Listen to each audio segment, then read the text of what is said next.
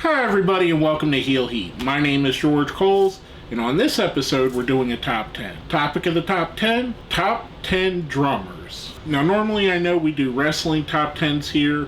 I do like to mix it up every now and again, give some of my other interests. Being that I'm a big music fan, I figured I'd do my top 10 favorite drummers. Now, as you heard, this is going to be my favorite drummers, not necessarily the most technically proficient drummers or the greatest drummers, just the ones that I enjoy listening to the best. With that being said, let's jump right in with number 10, Tommy Lee from Motley Crue. When you think of the 80s hair metal bands, glam rock bands, whatever you want to call them, you think of Motley Crue as one of the ones in the forefront. And it's almost unfair to lump them into that category because it kind of dismisses just how good they actually were. I mean, from top to bottom, all of the members of Motley Crue are really good musicians. And the backbone of that being Tommy Lee. Tommy Lee is a phenomenal drummer. You put him in any other band and he's just as good anywhere else. He could fit in with anyone from Green Day to Black Sabbath and anywhere in between. He's just an amazing drummer. I feel like more is thought of the debaucherous side of Motley Crue, and rightfully so. They've earned a very strong reputation. But he is a fantastic drummer. Just go back and listen to the music.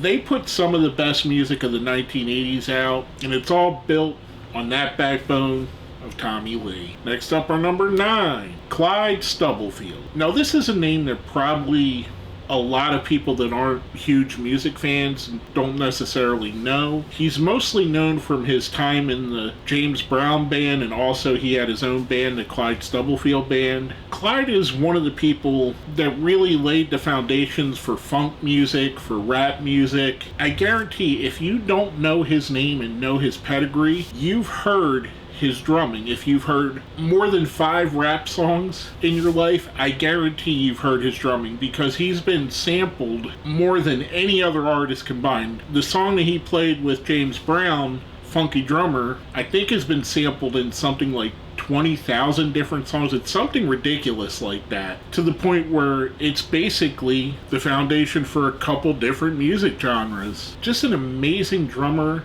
kind of in that jazz type funk lane. He does everything so well.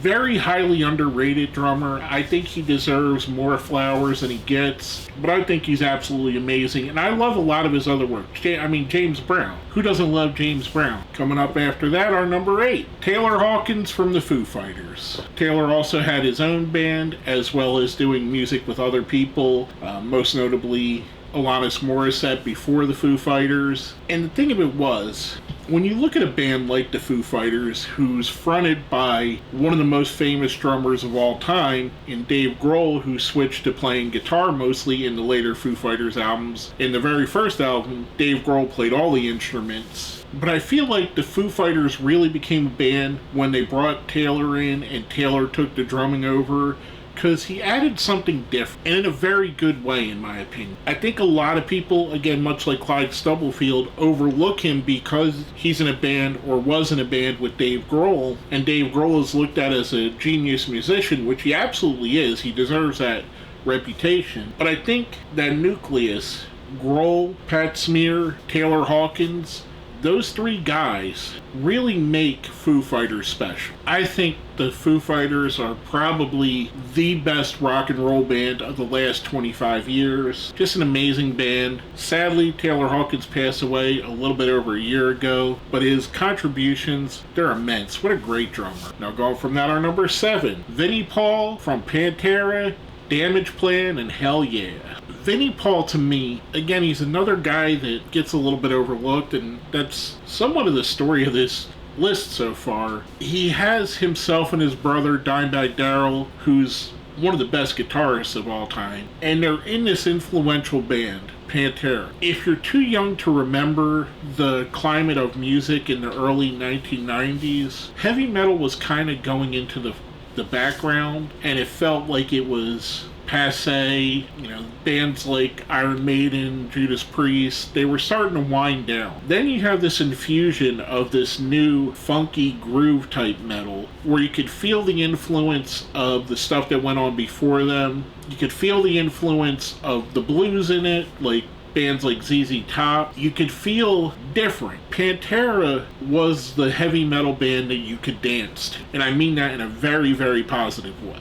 The best way I can actually put this, and it's the thing I could think of, is they made music for strippers, basically. Just a hard, heavy, groove-driven metal band with Vinnie Paul behind the drum set. Just a great drummer. Again, sadly, he passed away a little bit longer ago. He's no longer with us, but again, his contributions to music are going to live on forever. Now, going from that, our number 6. We already mentioned one of his bandmates, Dave Grohl from Nirvana, Queens of the Stone Age, and yes, the first Foo Fighters album. Dave is one of those guys that has popped up everywhere. He's played drums on a million different bands' albums, Queens of the Stone Age, Tenacious D, places you wouldn't expect him to be, and he really was the guy that I think made Nirvana what Nirvana was. You already had Cobain and Novoselic there, and when they added Dave Grohl, Dave brought in that sound. He had more of a punk rock vibe than their previous drummer had, and his name's escaping me now. And not to say that their first drummer was bad, because I like Bleach. Bleach is a very good album. I just think that Dave brought that extra element that made Nirvana bigger. And yes, Nirvana is mostly looked at as Kurt Cobain's band and the genius of Kurt. But Dave was there, and Dave brought that punk vibe. He brought some, and he said it himself, some disco-based drumming into the band, gave it a groove, gave it a pop sensibility, refined the sound a bit. Just a great drummer, just a great musician all the way around. I mentioned how much I enjoy Foo Fighters, and I think they're the best band of the last 25 years for rock and roll music. So they got 2 of their members on here. Their lead guitarist and singer and their drummer both make the top 10 drummer list, in my opinion. I just think he's awesome. I'll go from that, our number 5, Keith Moon from The Who. When I was growing up, the argument always was, who was the better drummer, Keith Moon or John Bonham? Keith Moon representing The Who, John Bonham representing Led Zeppelin. Who was the better drummer? This was a question that all the people that listen to rock music had in their minds. And to me, I think it's Moon. I like John Bonham. I love Led Zeppelin. I think they're a fantastic band. But if you go back and you listen to what Keith Moon is doing, there's a danger there that you could feel. It's palpable. There's an energy there. And not saying that Bonham was bad or anything of that nature. Bonham is great. But you got the feeling anything could happen with Keith. Whether it be blowing up his drum set, playing the greatest drum solo you ever heard, coming out and just diving into the drums, anything. Everything and anything was possible. I'm not the biggest Who fan altogether, but when you go back and you listen to The Who, and you listen to what Keith Moon was doing, especially at that time, it was revolutionary. I absolutely love his playing. I think he's one of the best drummers that's ever done it. That's why he's on my list. I'll go from that, our number 4, Travis Barker, most famously from Blink-182 and the Transplants. He's also played in the Aquabats and about 10 million other bands. Basically anybody that puts out a pop punk album, Travis Barker is going to play on there at some point. He's played with rock musicians, he's played with rappers, he's played with everybody from Post Malone to his own band Blink-182 when Machine Gun Kelly wanted to make a pop punk album. Travis Barker he's that guy. I mean, he's just awesome. Again, if you're kind of seeing a theme here of guys that bring that crazy energy to it, guys like Tommy Lee before, Dave Grohl, Keith Moon, Taylor Hawkins, even Clyde Stubblefield to a point. They have an energy that no one else has. When you hear a song where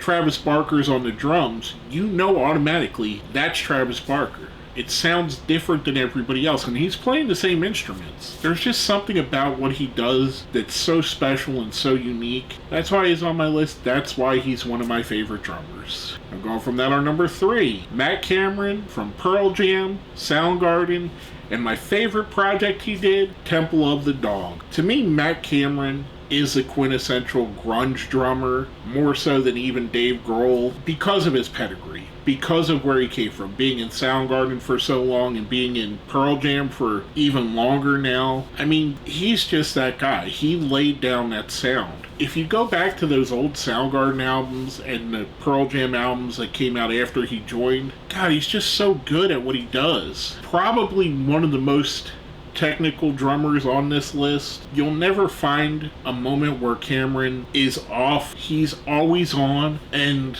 you could go back. Pearl Jam records every one of their concerts and makes them available to buy. You could check it out. Go back and listen to some of the live Pearl Jam stuff. I guarantee you will not find one where Matt Cameron sounds bad, because he's just amazing. He's just one of the best drummers in the whole world and one of the best drummers I've ever heard. Now going from that, our number 2, Danny Carey from Tool. If you want to look up the definition of a technical drummer that can blow your mind with what they do, you're going to see a picture of Danny Carey. Tool is one of those bands that I guess you could put them in the progressive metal category. Their playing is so intricate, their timing is so different, the way they lay out music is so different than anybody else, and it's a lot of what we're hearing is because of Danny Carey. If you ask any drummer in the world who they think technically the best drummer is, they'll probably tell you Danny Carey. He knows exactly what to do, whether it's in 2/4, 3/4, 4/4, switching back and forth between those, drumming in a sequence that's set to the Fibonacci code. I mean, it just blows my mind the amount of care and effort that's put into Tool's music, and Danny being one of the main ingredients of that. Just a fantastic, fantastic drummer. If you haven't heard Tool, I would definitely recommend giving them a chance. Their last album, I think it's called Fear Inoculum. Go back and listen to that if you haven't heard Tool. I mean, all of their work is really, really, really good. But go listen to that if you want an introduction to who this guy is and what he could do, because it's just a great album. I mean, he's the man. He's absolutely amazing. Now, before we get to our number 1, I do a thing here on our list, and I realize I just said do, called The Best of the Rest. Basically, it's things that were considered for the list, but didn't quite make it. This case being drummers. First up, The Rev, James Sullivan from Avenged Sevenfold. The Rev is one of those guys that, much like Keith Moon, passed away way too early. He was just getting started into what he could do and what he could contribute, and he was already one of the best drummers in the world. I mean, if you're a fan of Avenged Sevenfold, you know exactly what I'm talking about. He was one of those guys that can't be replaced, can't be duplicated. You could have someone else fill his drum set, but they're never going to be as good as him or the same as him, if that makes sense. Just a great drummer. Unfortunately passed away way too young. I think he was like 27. Last but not least, on our Best of the Rest, Meg White from the White Stripes. I've heard a lot of people complain and deride Meg White's music and her contribution to the White Stripes, but I think it's her simplicity that made the White Stripes. Yes, Jack White's amazing as well, but for a two-piece band, to lay the sounds they had, for that to be that exposed and not hidden between two guitarists, a bass drum, a bassist, or whatever else you may have had in your band, for her to be that front and center, a guitar, drums. It was just amazing what she did with that band. I mean, I love the sound of the White Stripes. I think they're absolutely amazing. She was a fantastic drummer in my opinion.